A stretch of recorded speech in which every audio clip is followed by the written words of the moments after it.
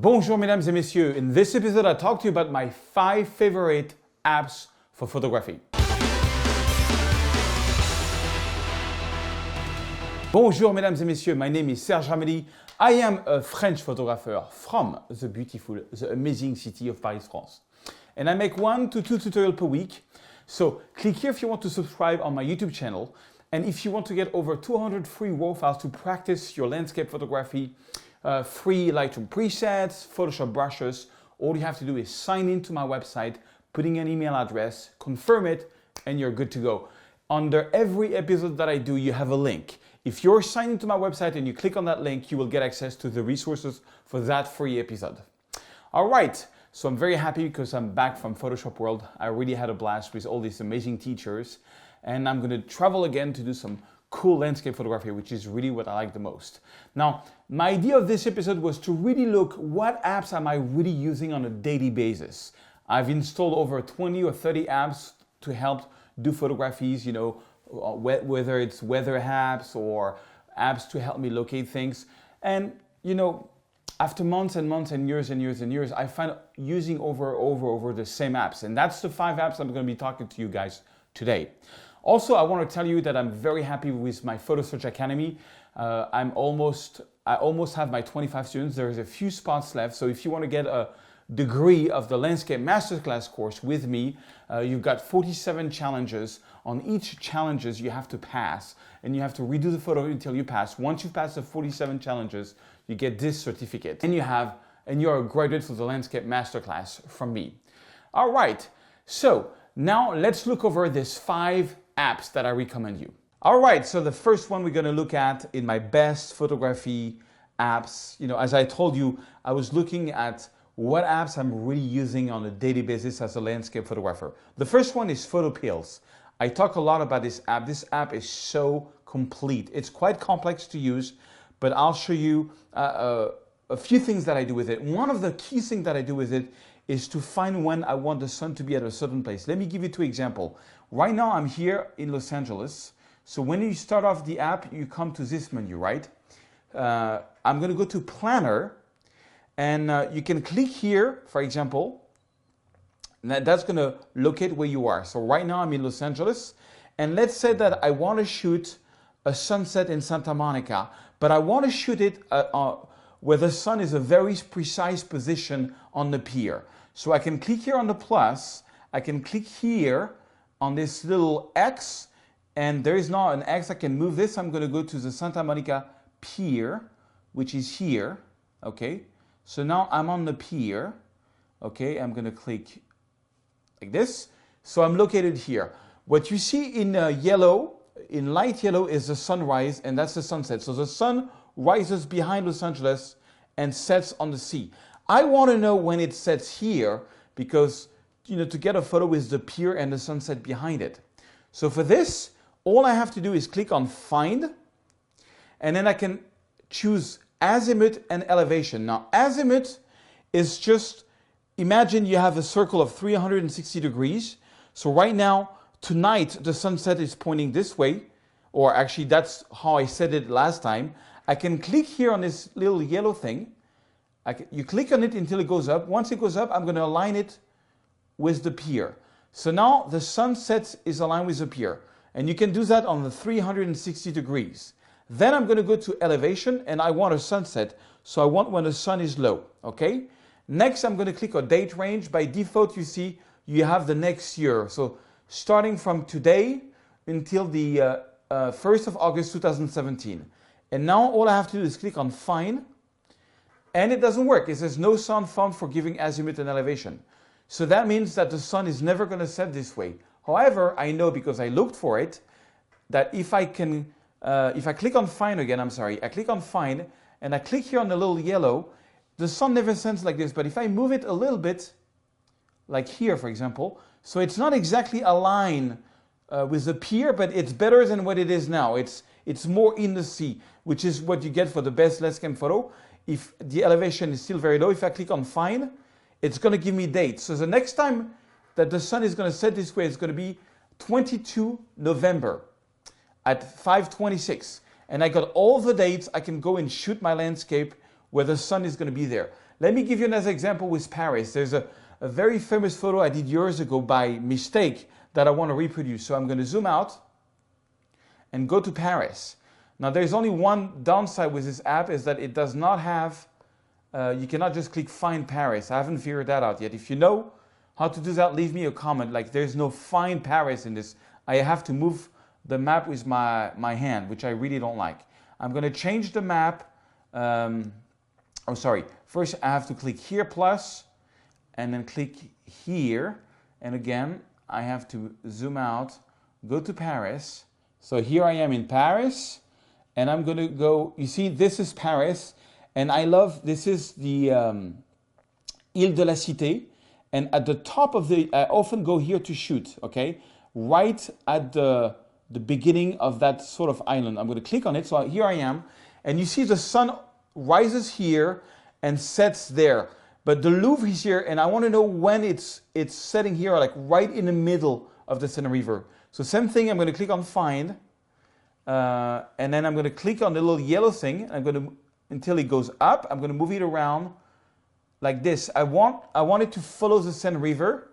Same thing, I want a low elevation, and I'm going to click on Find, and it's going to tell me that the next time the sun is going to be there is going to be in May 17, 2017.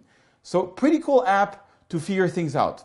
Okay, the next app I want to show you, oh, by the way, the PhotoPills I also use to find the Milky Way, but I did a very extensive tutorial in this one in my landscape masterclass you can check out. The next one is a very simple one, it's Sol. Sol is a very cool one because, and again, you have all the links in the description of the video to get this app, so you don't have to remember the names, just look on the description of this video on YouTube. The way Sol works, let me just reset it here. So right now I'm in Los Angeles, it's in the afternoon, it's 6:19, and you see you got golden hour, civil dusk, nautical dusk, astronomical dusk. Basically, I start shooting at the beginning of the golden hour. So tonight, the golden hour is going to be at 6:59. It's going to go, so this is when I start shooting. I have to be on the spot at 6:59, and then I'm going to shoot until 7:55, which is the beginning of the sunset. And then I'm going to go the whole way to 8:22. So today, if I would go shooting, I would shoot from 6:59 to the end of sunset, 8:22. I would probably stay another 20 minutes. So I always use this app to find out where I am on Earth and when it's going to be the golden hour and the civil dusk and when the sunset starts and ends, which is really cool. So that's another one I recommend called Sol. The next one is Snapseed. I've done a full tutorial on Snapseed, actually on retouching this photo. Snapseed is what I find the most cool tool to retouch your iPhone photos, and it's really what I use with Lightroom Mobile. Sometimes I use Snapseed, and I find more and more using Lightroom Mobile. So for example, on this image, I did some global adjustments, then I brushed in a few things, and again, you will see in the description of the video, the link of that video where I show you this. I cropped it, I did some selective colors, I took some things out, I did a little glamour glow on it, a little HDR on it, and I brushed again. And that's the final result. So you have like all the layers. So Snapseed is made by Google, amazing app, free to retouch your iPhone photo. The next one that I use a lot, of course, is Lightroom Mobile. I find that Lightroom Mobile is really cool, and I use it a lot for, the main reason I use it is to showcase my work. Because I've got all my collections, and I talked about, again, you will find a link for that video where I explain you my whole workflow on working with Lightroom Mobile. But I find it really cool because it's really something that I do just to show my photos, and I can sync them with my collections are automatically synced, so they appear here. There is even an app now that came out that goes for the newest Apple TV. You can use that. So once you have put on the app on your Apple TV, all your collections will automatically be synchronized. So at all times, I've got all my photos synchronized on my iPad, on my iPhone, and on my Apple TV. And it also works with Android. Lightroom Mobile works with Android. Really cool app. Plus, it's a very, very powerful app for retouching your photos. And it's a very powerful app to get your photos also from your iPhone to your Lightroom, through the cloud. It goes with the cloud. It's really cool. So that's another app I'm using. And the last one I want to show you today is Dark Sky. Now, Dark Sky is really cool. Oops. has a problem finding my location, find my location, please. Dark sky is what I look at before I go and actually shoot. The way it works is that it shows you where the clouds are. And you know how crazy, if you follow my channel, how crazy I am about clouds. You can see here in real time the cloud formation. And I'm very sad because in my area in Los Angeles, there is very little cloud. But I can see right now that if I go down to Malibu, I will get some clouds. And there is some clouds here in the mountains. Right where I am, there is no cloud. But if I go down to Malibu, I can see that there is some cloud. So I have like a real-time weather report of what's going on. So I always give a little check out on this app. You can also see the temperature of your area, you know, with little, which is kind of cool. But I use it more for precipitation to see where the clouds are. I'm looking for clouds. So voila, that is really the 5 apps I use on a daily basis to, you know, there's many more apps I use, but this is really the 5 favorite ones I want to talk to you about. Okay. Now it's time to show you again, if you've never seen it, my Landscape Masterclass course. It's the best course that I ever done. And if you've seen the presentation, you can just play stop on your video. But if you've not seen it, check it out. All right, so this is my Landscape Masterclass. Now this course is a completely new way for me of teaching. I've been trying to think how I can improve my tutorials so that you can get more out of it. And you know, I get a lot of emails every day, and the main thing that I'm getting is people sending me their photos and saying, oh, can you check them out? You know, I would love to have your viewpoint on it. Well, and there is something that there's a few things that keeps on coming back in terms of mistakes, mostly compositions, sometimes too much retouching, or, you know, just different things about, you know, wrong moments of light of doing photos. And I thought I would really do a course that really takes you, that's the course I would have dreamed on doing when I started. Let me show you what it contains. It's got 48 videos, almost 8 hours of training, and it's in 11 different sections. The section number 1 is called the definition of photography, where we just really look at what the definition of photography, and I give you a lot of examples so that you can see what makes a photo being a nice photo, why it makes a photo being popular or not. That's really what I go into. Of course, it's my viewpoint, it's my taste, but you know, we're getting back to basics from what the definition of photography is. Then I'm going to show you my basic setup on how I use exposure composition and how I take my photos, because taking the right exposure is really the basics of the basics. So I show you an actual live example in Santa Monica in Los Angeles. Then I really go into different example of what different f-stops you can do and how you can use this for landscape. You know, whether you have something that's close to you or far away from you, or you want to get a starlight effect, you know, what f-stop you should use in what different situations. Then we start going into different rule of composition, the rule of third. The rule of third, playing with leading lines, and I show you a lot of examples of that, framing the frame, foreground, middle ground, background, really tricks that I find over the years really help me get the right composition when I take my photos, and I give you lots of examples on that. Then we're going to go and we're going to do some live example of composition where I'm actually showing you through my camera a lot of different examples of how I compose my photos, and then we're going to go into retouching them, and then I start really getting into the different types of the lights that we have, you know, how to make a great daylight photo come out with a lot of different examples. Daylight is really the worst moment to take photos, but there are some things you can do like black and white to really get some really cool daylight photos. Then we're going to do daylight special effects, because daylight is often boring, so sometimes special effect is going to help them, make them pop. You got a great subject but it was shot in daylight. Well, I'll show you how you can do special effects to make that thing really pop, that photo really have a nice light despite the light was not that good. I'm going to give you a whole bunch of presets that comes for free with the course, and that's going to help you with your daylight photos. Then we go into shooting right into the sun. Golden hour. How do you shoot golden hour? How do you set your camera for golden hour? How do you retouch golden hour?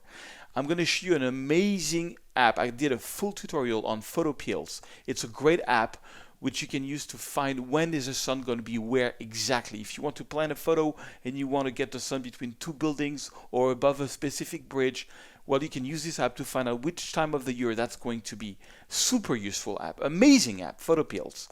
Then we get into the sunset.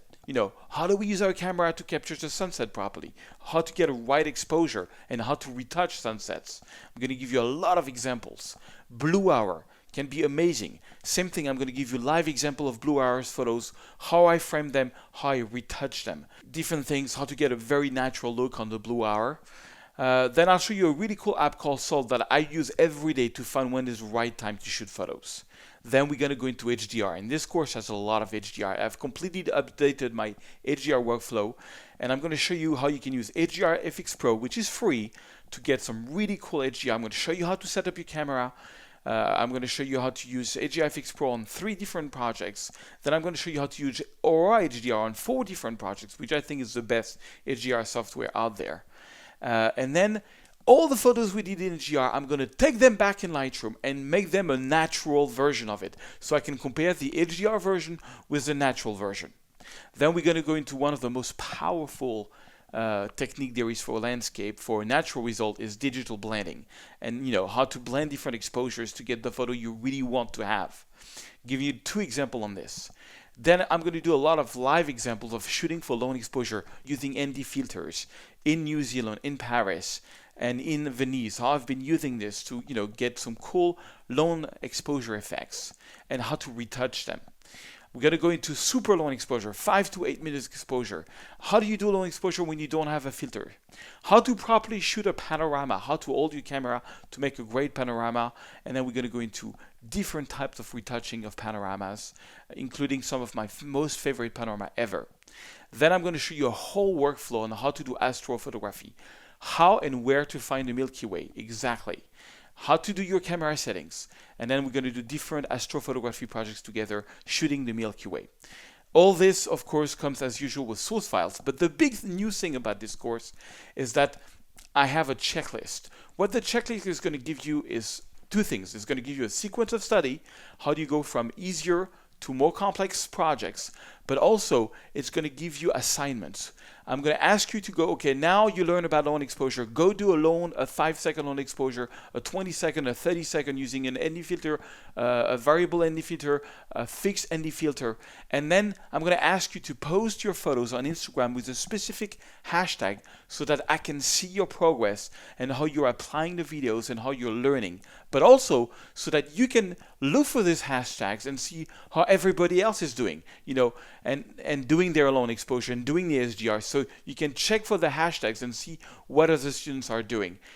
Also, and that's not out yet, but next month I will be taking under my wing 20 to 25 photographers using this course on a special one-to-one project where I will ask you to send me the photos you've been taking as part of this course, and I will coach you on them, tell you if you made it or not, and at the end you can graduate from it. For now, this will be limited to 20 to 25 photographers, and I'm going to talk about this next month. If you're interested, you can always send me an email on my website, and there is already a waiting list for that because it's only limited to 20 to 25 photographers on the planet for now, where I really want to coach you through this course. And at the end, you're going to get an actual diploma where you graduated from the Landscape Masterclass. And once you graduate from the Landscape Masterclass, you can come to a special Facebook group where I will be doing career coaching every week with a different photographer. And you can see how I coach them because I will be recording the videos. But this will be only for the people who graduated this course. So stay tuned for that. That's not out yet, but the course is out. You can purchase it and you can start getting into it. And, I really think I did the best course I ever did because I give really a lot of examples from shooting to retouching on gradients, from easy project to harder and harder and harder. This is all I know, guys. This is all I've learned in 12 years. My work is in 85 galleries around the world. I've done 2 fine arts books. I'm doing a 3rd one now. There are pretty bestsellers around the planet. And I'm not saying this to show off. I'm just saying this. I've had the success with this. I've seen over the years things that work and things that don't. Well, I'm going to share you all my secrets, all the things that works. I'm really excited about this course. If there's only one course you ever want to buy from me, it's this one, the Landscape Masterclass. All right, guys, see you in one of my training videos.